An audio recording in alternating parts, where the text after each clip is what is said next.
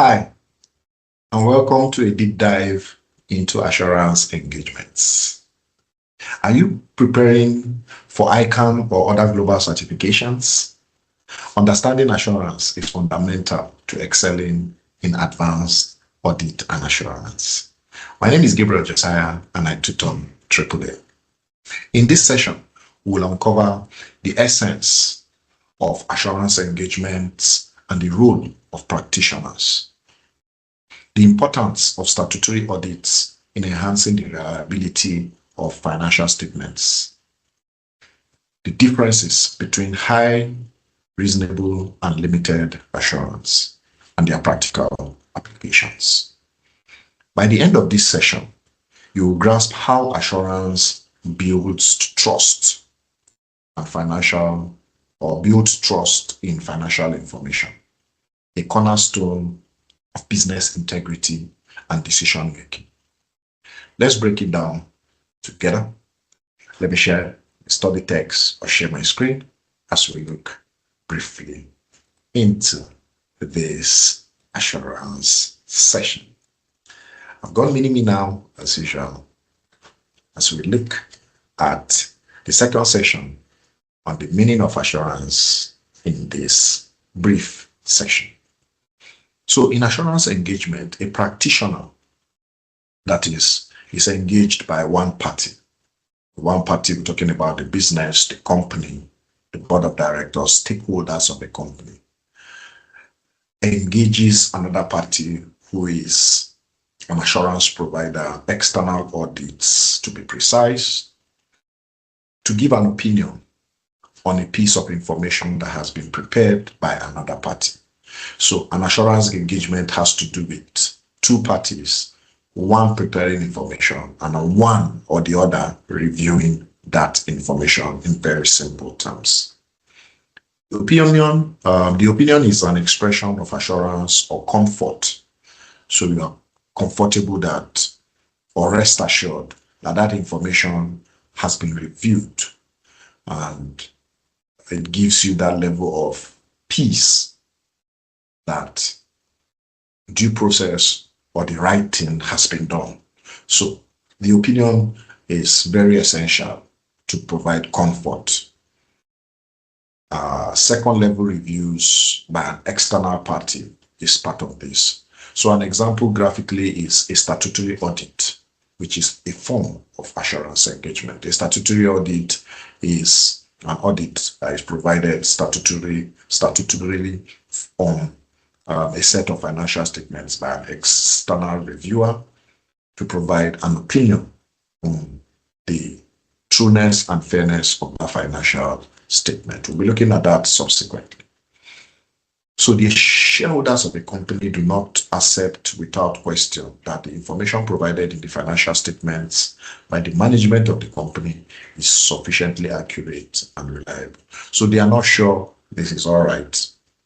So the essence of statutory audits or external reviews come to play here.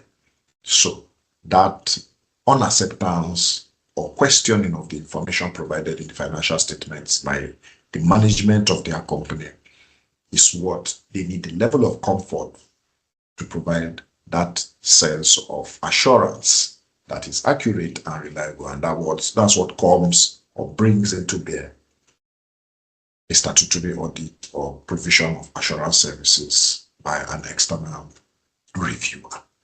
So the statutory audit, like we've looked at, provides assurance about the quality of the information. This makes the financial statement more reliable for the user, as credibility is added to the statements by the expression or expressed opinion of the auditor. So when a statutory audit is carried out, it provides assurance on those financial statements that is free of material misstatements, and that's the true and fair view of the company's financial performance and position as at that particular period in time. This is very important. Because of the amount of work carried out, a statutory audit provides a high, reasonable level of assurance, and other assurance engagement may provide lower level or limited level of assurance or comfort to the person receiving the opinion. So there is a delineation and a scope that must be abound or abide by because of the amount of work carried out. So a statutory audit is different from a non-statutory audit. So a statutory audit provides a high level or high reasonable level of assurance, while other assurance agreement provides low ones or levels of comfort to the company or stakeholders or the person receiving the opinion. So the level of assurance given by other assurance engagements will depend on various factors that are discussed later. We'll be looking at them subsequently, as we'll be taking them bit by bit, so we don't rush too much information on you. This is just the second section in the separate video.